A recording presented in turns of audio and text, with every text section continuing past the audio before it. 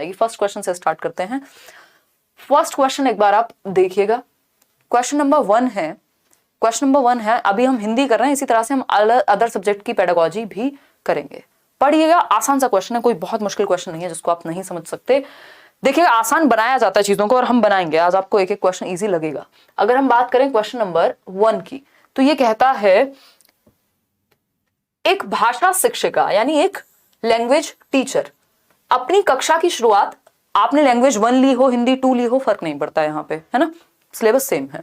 एक भाषा शिक्षिका अपनी कक्षा की शुरुआत सामान्यतः यानी जनरली सामान्यतः कुछ निश्चित परिस्थितियां देकर, भैया ये सर्टेन सिचुएशंस हैं, कोई कहानी है, कोई प्रश्न पूछना है, कुछ प्रश्न प्रस्तुत करके अपने अनुभव साझा करके उस चीज के आसपास की, उस चीज के संबंध में, यानी उस चीज मतलब जो भी वो स्टोरी सुनाने वाली है, कोई भी चैप्टर शुरू करने वाली है, कोई भी पाठ जो हो वो पढ़ाने वाली हैं, उसके इर्द गिर्द कुछ निश्चित परिस्थितियां देती हैं, कुछ प्रश्न पूछती हैं, अपने अनुभव शेयर करती हैं। इससे क्या होगा, इसको हम पूर्व ज्ञान को जांचना कहते हैं, या बच्चे के पूर्व ज्ञान से जोड़ना कहते हैं। यानी जो प्रीवियस नॉलेज है, जो ओल्ड नॉलेज है, जो बच्चा जानता है, जो वो लेके आया है अपने घर से, उससे आप कनेक्ट कर रहे हैं नए चैप्टर को। ये पढ़ाने का बेस्ट तरीका होता है ना। प्रीवियस नॉलेज टेस्टिंग जैसी चीज आपने लेसन प्लान, पाठ योजना कभी बनाई होगी तो आपको याद होगा। तो पठन पूर्व के कार्य हैं, ये पठन के दौरान के कार्य हैं, निरंतर चलने वाले कार्य हैं, या पठन पश्चात के कार्य हैं। मतलब भाई कक्षा की शुरुआत में पढ़ लीजिए, एक भाषा शिक्षिका अपनी कक्षा की शुरुआत सामान्यतः है कुछ निश्चित परिस्थितियां, प्रश्न या अनुभव के द्वारा कर रही हैं। मतलब शुरुआत भी नहीं हुई है अभी, पठन पूर्व के कार्य हैं, वो पाठ आप पढ़ने वाले हैं, है ना, वो पाठ आप पढ़ने वाले, लेसन अभी स्टार्ट होने वाला है, उससे पहले ये कुछ सवाल हैं जो, या ऐसी कुछ कुछ भूमिका बनाना है, रेडी कर रहे हैं। अगर थॉर्नडाइक के नियम को देखें हम, लॉ ऑफ रेडीनेस को, तो ये तत्परता का सिद्धांत पे कहीं ना कहीं बेस्ड है ये क्वेश्चन, कि पहले बच्चों को तैयार तो महसूस कराएं, है ना। तो अगर बच्चा तैयार होगा, नहीं तो फिर वही होगा कि आप घोड़े को कुएं तक ले जा सकते हैं, पानी के पास तक ले जा सकते हैं, पिला नहीं पाएंगे। तो ये जरूरी है कि बच्चा तैयार हो। तो ये पठन पूर्व के कार्य हैं, एक्टिविटीज बिफोर रीडिंग है। इतनी बात क्लियर है, कोई मुश्किल बात नहीं है, बहुत आसान से सवाल हैं। थोड़े थोड़े आप अगर इनको प्रैक्टिस भी कर लेंगे, सिर्फ प्रैक्टिस सेशंस भी देख लेंगे, तो भी आप बहुत अच्छा कर पाएंगे। ठीक है, प्रीवियस ईयर दिवाली की साफ सफाई में मम्मी ने नौकरानी बना दिया है। कुमारी अगर मम्मी देख रही होंगी ना कंचन, ये तो आज बना देंगे, अब तक बनाया हो ना बनाया हो। देखिएगा एक बार, अगर हम बात करें पठन के दौरान के कार्य, भाई पठन के दौरान तो जब रीडिंग चल रही होगी, ड्यूरिंग रीडिंग अभी तो शुरू ही नहीं हुई है रीडिंग, ठीक। निरंतर चलने वाले कार्य हैं, अभी कहां कुछ चला है, अभी तो शुरुआत है। पश्चात मतलब ये तो आफ्टर रीडिंग हो गया, होमवर्क टाइप, उसकी तो बात ही नहीं हो रही। तो पठन पूर्व के कार्य, ए option is the right answer over here. आगे बढ़ेंगे, नेक्स्ट क्वेश्चन का आप पोल देंगे। ये आप पेपर 1, पेपर 2, लैंग्वेज 1, लैंग्वेज 2 सबके लिए काम की चीज है, ठीक। देखिएगा एक बार, क्वेश्चन नंबर 2 है, प्राथमिक स्तर पर यानी प्राइमरी लेवल पर पठन योग्यता का आकलन करने के लिए निम्नलिखित में से कौन सा विकल्प सबसे अधिक उपयुक्त है, यानी कौन सा एक ऑप्शन है जो बेस्ट है यदि आप प्राइमरी लेवल पर पठन योग्यता का आकलन कर रहे हैं, यानी असेस कर रहे हैं, आकलन कर रहे हैं, जांच रहे हैं कि बच्चों की रीडिंग एबिलिटी कैसी है प्राइमरी लेवल पर। ज्यादा अंतर नहीं आता, यहां प्राइमरी नहीं भी लिखा होता तब भी आंसर यही होता, ठीक है ना।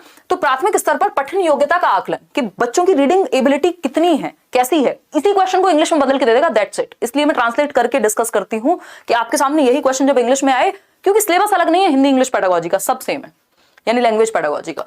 प्राथमिक स्तर पर पठन योग्यता का आकलन, वर्णमाला की पहचान करके, ये क्वेश्चन कितनी बार, इतना रिपीटेड क्वेश्चन है, इतना रिपीटेड क्वेश्चन है, मतलब मोस्ट रिपीटेड क्वेश्चन कह सकते हैं। ये हर बार, लगभग हर बार पूछा जाता है, ये क्वेश्चन भर भर के पूछा जाता है ना। ये 5 स्टार वाला क्वेश्चन है, ठीक।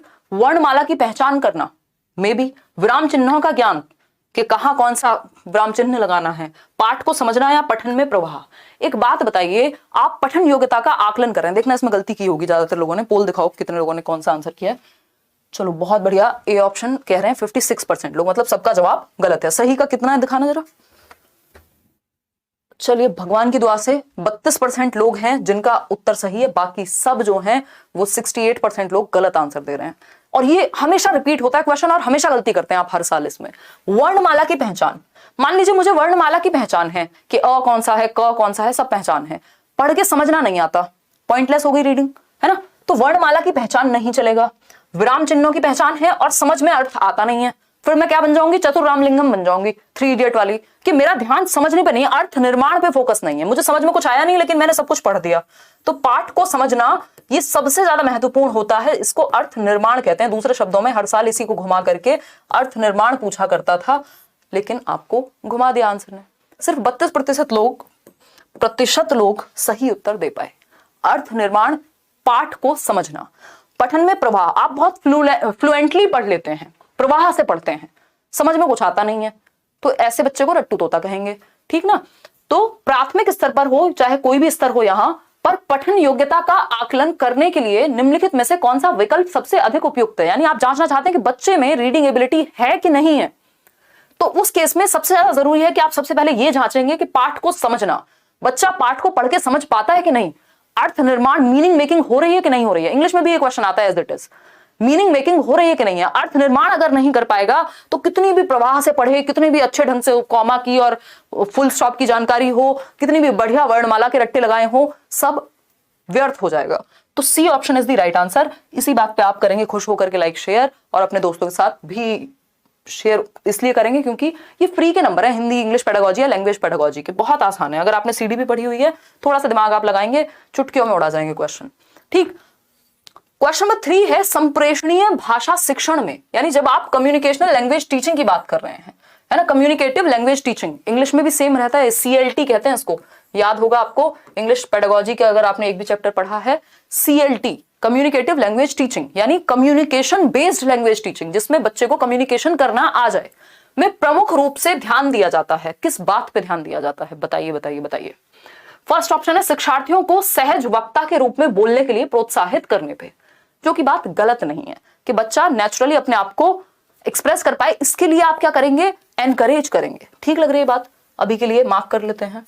बी ऑप्शन है लक्ष्य भाषा के रूप पर केंद्रित होकर के। लक्ष्य भाषा होती है टारगेट लैंग्वेज, इंग्लिश में इसको कहते हैं टारगेट लैंग्वेज, मतलब जिस भाषा को आप स्कूल में सिखाना चाहते हैं। आप एक इंग्लिश मीडियम स्कूल में पढ़ रहे हैं, वहां टारगेट लैंग्वेज क्या है, इंग्लिश है। आपकी मदर टंग मातृभाषा क्या है, हो सकता है हिंदी हो, पंजाबी हो, गुजराती हो, कुछ और हो। तो लक्ष्य भाषा के रूप में केंद्रित होना ये नहीं होता। कम्युनिकेटिव लैंग्वेज टीचिंग में आपका फोकस रहता है बच्चा कम्युनिकेट करे, ये नहीं है कि आपकी भाषा में कम्युनिकेट करे या जिस भाषा में आप चाह रहे हैं उसमें कम्युनिकेट करे, वो पहले अपने आप को व्यक्त तो करे, तो ये तो गलत हो जाएगा।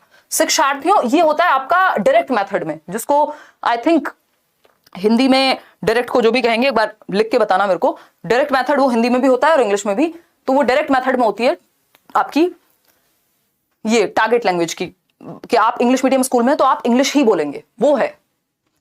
शिक्षार्थियों को संप्रेषणीय दक्षता प्रदान करने पर यह बात भी सही है कि बच्चों को एटलीस्ट वो बेसिक कम्युनिकेटिव एबिलिटी तो हो उनमें कि वो अपने आप को एक्सप्रेस कर पाए, जरूरी है, ठीक है ना।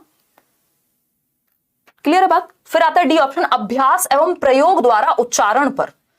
उच्चारण पे फोकस नहीं है, यहां कम्युनिकेट करने पे फोकस है। उच्चारण थोड़ा बहुत इधर उधर जाएगा, चल जाएगा, ठीक है ना। तो यहां पे 2 ऑप्शन हमें सही लग रहे हैं। ऐसा पेडागोजी में होता है टाइम्स के जब सही लगते हो, ठीक है ना। प्रत्यक्ष विधि कहते हैं उसको, बिल्कुल आकांक्षा सही बता रहे हो आप डायरेक्ट मेथड को। तो ये तो प्रत्यक्ष विधि की बात हो रही है, इसको तो हटा दिया हमने सीन से। अब हमारे पास या तो सी है या तो ए है। तो संप्रेषणीय भाषा शिक्षण में प्रमुख रूप से ध्यान दिया जाएगा कि बच्चे को सहज वक्ता के रूप में एनकरेज किया जाए, बात ठीक है। शिक्षार्थियों को संप्रेषणीय दक्षता प्रदान करने पर ऑप्शन सी को आपके CBSE ने सही माना है, हालांकि ए गलत नहीं था, है ना। कोई व्यक्ति अगर आपको एक ही गलत बात कहे कि ये गलत है, गलत नहीं है ये, बट क्योंकि बोर्ड ने आंसर सी कंसिडर किया है इसलिए सी सही है। सी भी गलत नहीं था, ए भी गलत नहीं था यहां, क्योंकि बच्चे कम्युनिकेट कर पाए सहज रूप से अपने आप को, इस चीज के लिए प्रोत्साहित किया जाता है। बट यहां पे ये बात कर रहे हैं कि जब हम कम्युनिकेटिव लैंग्वेज टीचिंग की बात कर रहे हैं तो हम बच्चे को दक्ष बनाएं कि एटलीस्ट वो अपने आप को एक्सप्रेस कर पाए। इसको एनकरेज तो तब करोगे ना जब उसके अंदर वो दक्षता हो, तो इसलिए ज्यादा बेटर ऑप्शन सी को मान लिया। अदरवाइज ए गलत नहीं था, बट इसके सामने वीक हो गया, तो C option is the right answer. आगे बढ़ेंगे, क्वेश्चन नंबर 4 पर चलेंगे। यह विधि जो शारीरिक क्रिया एवं भाषा के समन्वयन पर आधारित है उसे डैश कहते हैं। बताइएगा फटाफट से, कौन सी विधि की बात हो रही है जो शारीरिक शारीरिक क्रिया एवं भाषा के समन्वयन पर आधारित है।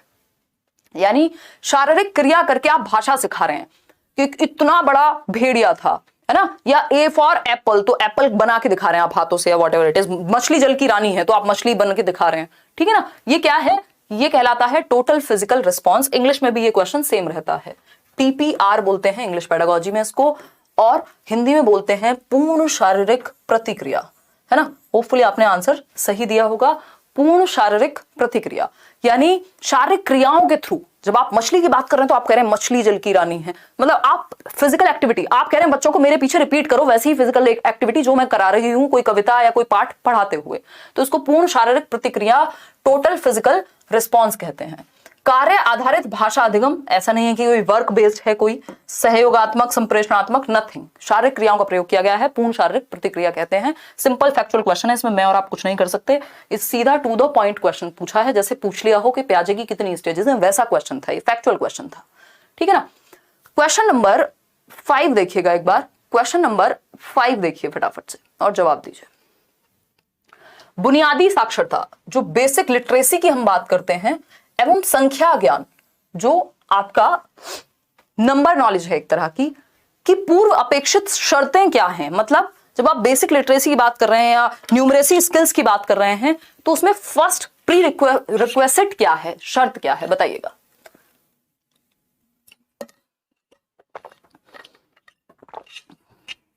फटाफट से बताइए, और जो लोग लाइक शेयर करना भूल गए हैं वो भी लाइक शेयर कर दीजिए। बहुत अच्छा लग रहा है आपसे पढ़ के। अरे संजीर, ये तो सीटेट नोटिफिकेशन नहीं निकाल रहा, नहीं तो अब तक तो हम धुआं कर देते, मतलब इतना कुछ सीख लेते हैं अलग अलग सब्जेक्ट में, क्योंकि हर साल इतना करा चुकी हूँ मैं, तो मैं रुकी हुई थी इस बार कि ठीक है यार अब आने दो पेपर तब करेंगे, बट थोड़ा थोड़ा अब अगर जल्दी आ गया नोटिफिकेशन तो हमारे पास समय नहीं बचेगा।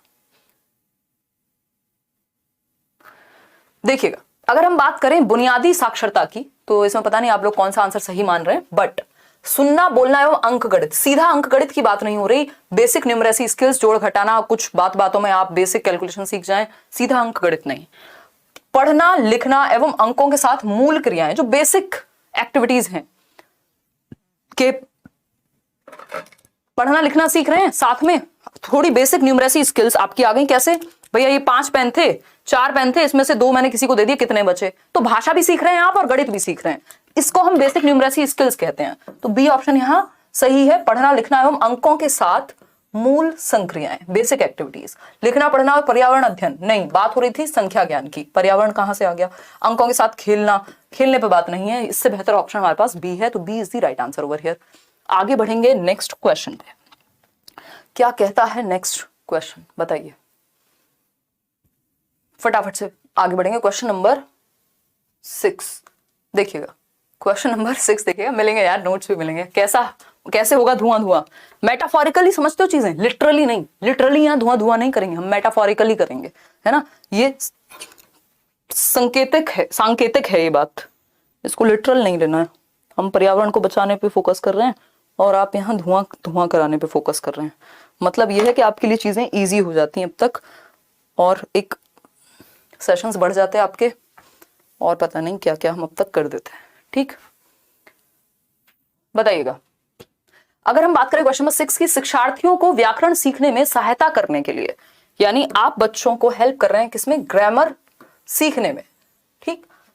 हमारे द्वारा डिजाइन किए गए कार्य के संबंध में निम्नलिखित में से कौन सा विकल्प सबसे अधिक उपयुक्त है। यानी जब आप ग्रामर पढ़ा रहे हैं, बच्चे को व्याकरण सिखा रहे हैं, तो कौन सा तरीका सर्वाधिक उपयुक्त माना जाएगा, सबसे बेहतर माना जाएगा, बताइएगा फटाफट से, तभी हम आगे बढ़ेंगे।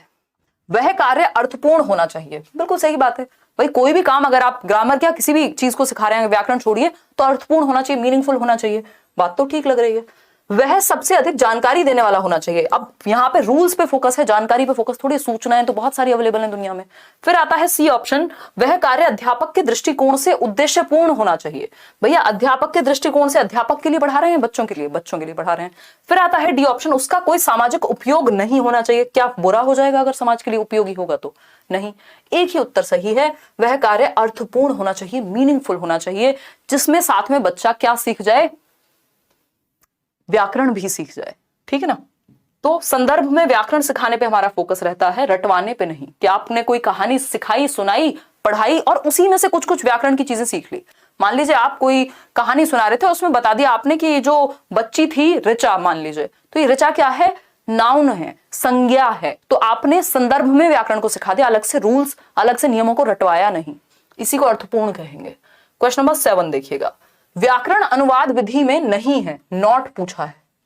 व्याकरण अनुवाद विधि में, ग्रामर ट्रांसलेशन मेथड, जीटी कहते हैं इसको, जीटी रोड नहीं, ग्रामर ट्रांसलेशन मेथड कहते हैं, ठीक है ना, जिसमें आप दूसरी भाषा को ट्रांसलेट करके सीखते हैं, अनुवाद करके सीखते हैं। यानी जब आप इंग्लिश सीख रहे हैं तो आप रूल्स के थ्रू सीख रहे हैं, ग्रामर के थ्रू सीख रहे हैं, सेंटेंसेस टेंसेस के थ्रू सीख रहे हैं, और उनको भी आप हिंदी में पढ़ रहे हैं। तो इसको हम कहते हैं कि ये व्याकरण अनुवाद विधि है, जो आपकी मातृभाषा में सिखाया जाता है। मातृभाषा द्वारा सीखने को बढ़ावा देना, हाँ, इसमें मातृभाषा पे फोकस होता है क्योंकि ट्रांसलेट किया जाता है व्याकरण को आपकी भाषा में। व्याकरण को महत्व देना, हाँ, व्याकरण को महत्व दिया जाता है, तभी तो नाम है इसका ग्रामर ट्रांसलेशन या व्याकरण अनुवाद। फिर आता है सी ऑप्शन, विद्यार्थी के संप्रेषण कौशल का संवर्धन करना, यानी जो विद्यार्थी है उसकी कम्युनिकेशन स्किल को बेहतर करना। ये नहीं होता, ये नहीं होता ग्रामर ट्रांसलेशन में, कम्युनिकेशन पे तो फोकस ही नहीं होता। अगर ऐसा होता तो मैं और आप, या अगर हम देखें यूपी बोर्ड के बहुत सारे विद्यार्थी या इंडिया में भी जहां पे ग्रामर खूब पढ़ाई जाती है, तो उन्हें ग्रामेटिकल रूल्स का सारा पता है, ऐसे अच्छा लिख देंगे। लेकिन जब आप इंग्लिश में बात करने को कहेंगे तो दिक्कत होगी। क्यों? क्योंकि व्याकरण में अनुवाद के द्वारा पढ़ाया गया है, प्रैक्टिस नहीं कराई गई लैंग्वेज की, तो कम्युनिकेशन की प्रॉब्लम होती है, कम्युनिकेशन में संवर्धन नहीं होता ग्रामर ट्रांसलेशन विधि के द्वारा। ये इसका एक ड्रॉबैक है, नहीं के बारे में यही सही है। डी ऑप्शन है, विद्यार्थी को भाषा के धारा प्रवाह प्रयोग करने योग्य बनाना, यानी बच्चा फ्लुएंटली लैंग्वेज को यूज कर पाए। योग्य तो वो बन जाएगा, बस संप्रेषण पे फोकस नहीं है, क्योंकि वो यूज कर पाएगा। यूज किस में करेगा? ऐसे राइटिंग में कर सकता है, रूल्स को समझने में कर सकता है, रीडिंग में कर सकता है, रीडिंग इससे अच्छी होती है, लेकिन कम्युनिकेशन अच्छी नहीं होती, जो कि सी ऑप्शन में कहा है, और जो नहीं होता वही पूछा था। क्वेश्चन नंबर 8 देखिएगा, अगर आप एक सेशन भी अच्छे से समझ लेते हैं ना, हिंदी पेडागोजी, इंग्लिश पेडागोजी, आपके कॉन्सेप्ट्स क्लियर होने शुरू हो जाएंगे। कोई कह रहा दीदी हंसो ना, हाँ अभिषेक, यहाँ चुटकुले का आलम बनाया हुआ हमने, है ना। आज पहली बार हम आपका हिंदी का क्लास कर रहे हैं। मुस्कान बहुत बढ़िया, हाँ इस साल शायद ये पहली क्लास है हिंदी की, है ना। देखिएगा एक बार क्वेश्चन नंबर 8 देखिए, निम्नलिखित में से कौन सा सत्य नहीं है, यानी गलत है। इस क्वेश्चन में इन्होंने जो मजे लिए हैं, बस अभी आपको पता लगेगा, आप जवाब दीजिए, है ना, बताइएगा फटाफट से। आधे लोग लाइक नहीं करते, कोई बात नहीं अंजलि, कोई बात नहीं है, ये हम आउट ऑफ लव करते हैं आप लोगों के लिए ये जो सेशंस हैं, अदरवाइज ये सेशंस नहीं भी होंगे तब भी कोई दिक्कत नहीं है ना। सीडीपी इनफ आपको पढ़ा दी गई है। देखिएगा ये आउट ऑफ लव है, जिसको अच्छा लगे वो लाइक करे, जिसको अच्छा ना लगे वो बिल्कुल ना करे। देखिएगा एक बार, अगर हम बात करें निम्नलिखित में से कौन सा सत्य नहीं है, फर्स्ट ऑप्शन है, भाषा की कक्षा के लिए एक अच्छी पाठ्य सामग्री सांस्कृतिक रूप से बोझिल हो, यानी लैंग्वेज क्लासरूम में जो एक अच्छी कंटेंट बुक है वो कल्चरली बर्डनसम होनी चाहिए, यानी कल्चर एक बर्डन की तरह देखा जाना चाहिए उसमें। तो ये तो गलत बात है, ये सही नहीं है और नहीं ही पूछा था। बी ऑप्शन पढ़ते हैं, एक अच्छी पाठ्य विषय वस्तु में सभी व्याकरणिक संरचनाएं शामिल होनी चाहिए, यानी कि एक जो अच्छी पाठ्य पुस्तक है, एक अच्छी जो टेक्स्ट बुक है, उसमें व्याकरण भर भर के होना चाहिए। जबकि हम बात करते हैं संदर्भ में व्याकरण सिखाने की, है ना, संदर्भ में व्याकरण सिखाने की। ऐसा नहीं है कि व्याकरण के रूल्स नहीं भर भर के होने चाहिए, ये बात भी गलत है। सी ऑप्शन है, भाषा की कक्षा के लिए एक अच्छी पाठ्य सामग्री विद्यार्थियों के लिए प्रासंगिक और रुचिकर होनी चाहिए। देखिए ये बहुत अच्छी बात है, अगर आपसे कोई पूछे व्याकरण कैसे पढ़ाना है, आप कहेंगे प्रासंगिक या संदर्भ में पढ़ाना है। जब आप कोई कहानी या कोई कविता सिखा रहे हैं तो उसी से जुड़ा हुआ कुछ कुछ आप व्याकरण की चीजें सिखा सकते हैं, अलग से रटवाने की जरूरत नहीं होती। ये आजकल का परिप्रेक्ष्य है और इंटरेस्टिंग भी हो। तो ये तो यस वाली बात हो गई कि हाँ ऐसा होना चाहिए, लेकिन हमसे पूछा क्या है, नो, क्या नहीं होना चाहिए। डी ऑप्शन है, एक अच्छा पाठ्य सामग्री वह है, एक अच्छी पाठ्य सामग्री वह है जो अच्छी खासी लंबी हो, यानी लेंदी हो, बच्चा बोर हो जाए, दब जाए उस पाठ्य सामग्री के नीचे, इतनी भारी होनी चाहिए बच्चे के वजन से ज्यादा नहीं, ये भी खराब है। तो 3 चीजें इसमें ऐसी हैं जो गलत हैं, एक चीज है जो सही है। हमसे पूछा था क्या सही नहीं है, तो 3 चीजें हैं जो सही नहीं है, मतलब 3 आंसर होने चाहिए इस उत्तर के। सीबीएसई ने कहा हाँ चलो ऐश करो, फर्स्ट सेकंड और फोर्थ तीनों सही हैं। तो अगर आपने पेपर में फर्स्ट सेकंड फोर्थ में से कोई भी एक लगाया होता तो 1 नंबर आपको मिल जाता। तो ऐसी गलतियां बोर्ड भी करते हैं जो एग्जाम ले रहे हैं, मतलब कि आपके सर में दर्द हो जाए, वहां आप सोचो अरे ये तो एक ही ऑप्शन है जो नहीं के बारे में, कहीं ये क्वेश्चन में तो कोई गड़बड़ नहीं थी, है ना। इतनी बात क्लियर है। तो यहां पे तीनों ऑप्शन सही हैं, फर्स्ट सेकंड और फोर्थ। सी ऑप्शन जो है वो ऑपोजिट था। क्वेश्चन नंबर 9, देखिएगा एक बार, निम्नलिखित में से कौन सा विकल्प पठन पूर्व गतिविधि, अभी जो फर्स्ट क्वेश्चन हमने किया था उसमें हम एक्टिविटी बिफोर रीडिंग की ही बात कर रहे थे कि टीचर जो है अपने अनुभवों से जोड़े, कुछ कहानी किस्से सुनाए, पूर्व ज्ञान का बारे में जाने बच्चे के, ये सारी बातें हो रही थी। तो कौन सा विकल्प बच्चे के पूर्व ज्ञान को जानने के बारे में सहायक है? पाठ्य सामग्री का अनुवाद करना। अगर ट्रांसलेशन कर देंगे तो इससे पूर्व ज्ञान का कोई संदर्भ, कोई संबंध नहीं है, जस्ट ट्रांसलेशन कर दिया, इसमें प्रीवियस नॉलेज कहाँ टेस्ट हुई? कोई टेस्ट नहीं हुई। बी ऑप्शन है अनुमान लगाने का कार्य। ये बात सही है कि जब आप प्रीवियस नॉलेज टेस्ट करते हैं, जब आप पढ़ाने से पहले कुछ कुछ चीजें टेस्ट कर रहे हैं या अपने अनुभव शेयर कर रहे हैं, कोई गतिविधि करा रहे हैं, तो बच्चा अनुमान लगाएगा कि आज हम पढ़ने क्या वाले हैं।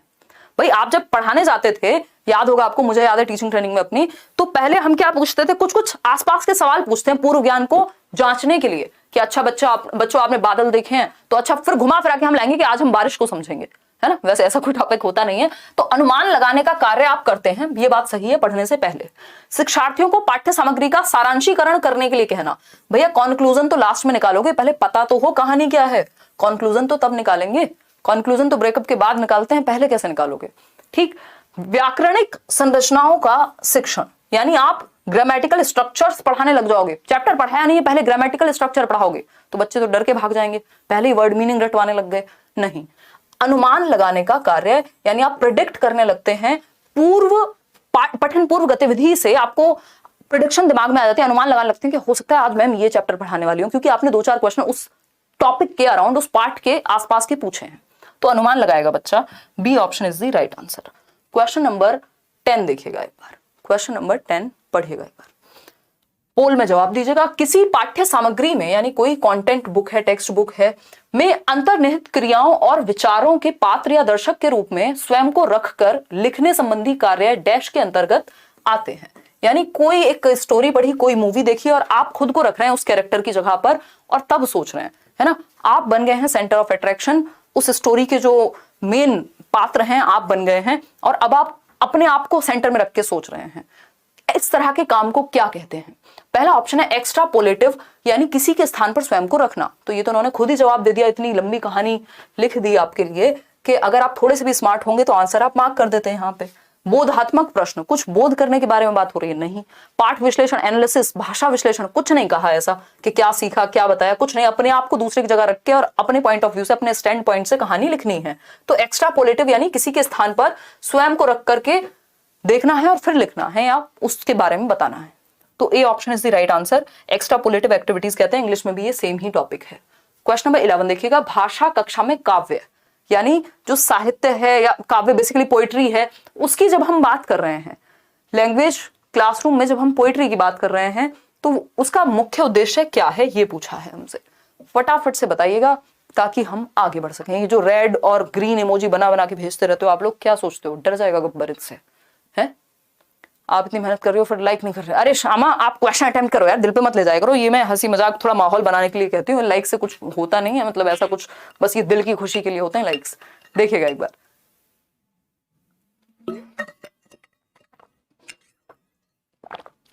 देखिएगा अगर हम बात करें किसकी, किसी की बात मत करिए आप, सो जाइए, एक नींद ले लीजिए। देखिएगा अगर हम बात करते हैं भाषा कक्षा में काव्य की, तो इसमें आपके सामने चीजें आ चुकी हैं। भाषा कक्षा में काव्य यानी जब आप पोइट्री की बात कर रहे हैं तो वैसे ही पढ़ाना चाहिए जैसे गद्य पढ़ाया जाता है। गद्य और पद्य आपको पता है, गद्य में कहानियां या साहित्य वगैरह वो होता था जो बेसिकली जिसको हम प्रोज कहते हैं। पोइट्री हम पद्य में लाते हैं, काव्य पद्य का हिस्सा है, कोई कविता है, कोई और इस तरह का जो गा के सुनाई जाने वाली चीज है जिसमें लय, सुर, लय, ताल वाली चीजें हो। तो गद्य की तरह थोड़ी पढ़ाएंगे, स्टोरी को अलग तरह से पढ़ाया जाता है और कविता को अलग तरह से पढ़ाया जाता है। कविता तो गा गा के भी सुनाई जाती है, उसका तो वाचन अलग तरह से होता है।